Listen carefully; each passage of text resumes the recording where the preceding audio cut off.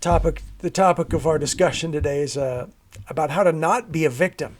How to not be a victim, and that's a big issue for many people. We don't want to be a victim.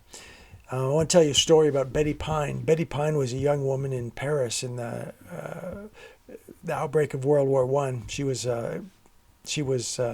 engaged to be married to her fiance, a young man, and he was unfortunately he was sent off to fight in World War One, which was shocking to Betty, utterly shocking. And things got worse because her fiance was gassed to death in the trench warfare of World War One. When this news eventually got back to Betty, and she was utterly shattered by this news that her love, the love of her life, her fiance, her whole hope, her future, was dead, gassed to death like a rat in the trenches of World War One. And she didn't take it well. Betty spent days in grief in her apartment. Didn't even go outside to have a little daylight. She didn't go outside. She stayed inside, didn't take visitors, and this went on for days and days and days. Relatives, she was so inconsolable that she wouldn't even accept visitors, to the point where her relatives started to worry about her. How is she going to eat, and such? So they hired some kids in the building to do a little grocery shopping for her and drop the food off by her door, knock and walk away, and then she would pick up the food after they were gone. And then they would also come on other occasions and pick up her trash. And this went on for weeks, but weeks turned into months, and months turned into years. And Betty came from a good family, so her bills were paid, but she didn't leave. Years turned into decades, and eventually Betty died an old woman, having never left her apartment except on very rare occasions, and even then at night, unseen.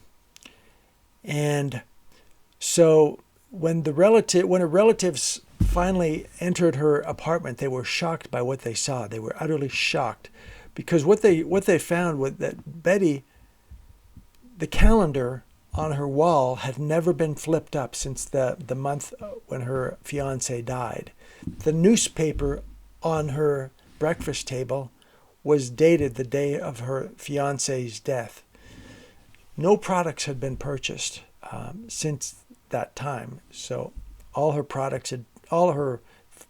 furniture, everything she owned had essentially become antiques. And her clothes were all the original clothes. So her flat in Paris had essentially become a time capsule of grief, where she spent her entire life grieving her fate. And so, contrast a situation. I mean, if there's anyone who considered themselves a victim, it was Betty Pine. She considered herself a victim of her terrible fate in life, and you saw how she responded.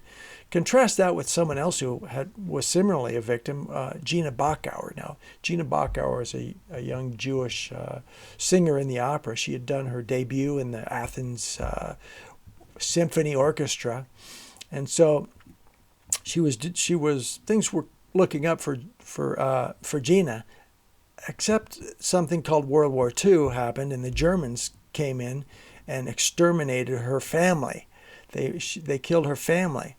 And so Gina, in peril and in a terrible situation, also in a state of grief, left the country. She went to Egypt. Now, she didn't take a situation where she became focused on her own misery and herself as a victim. Far from that. What she did is shift away from her self-focus and focus on helping other people who were struggling, namely all the Allied soldiers. And there's thousands and thousands of Allied soldiers that she performed for in hundreds and hundreds of concerts. during the war. So she focused on that and serving these soldiers, and she of course gained a lot of exposure that way and recognition. And when the war was over, she became a top-rated soloist, worldwide soloist, and had a great career, which couldn't bring her family back, but in the meantime, she brought joy to many other people. So we're all faced with grief and heartache and hardship and suffering in this life. I dare you to find a situation in your own life where you're facing adversity, and to take bold action and turn that darkness, find the light in the darkness. Thanks for watching. I'm glad you're with us. Thanks very much for watching. If you like this kind of content, it'd be a total honor to have you subscribe to the channel down below.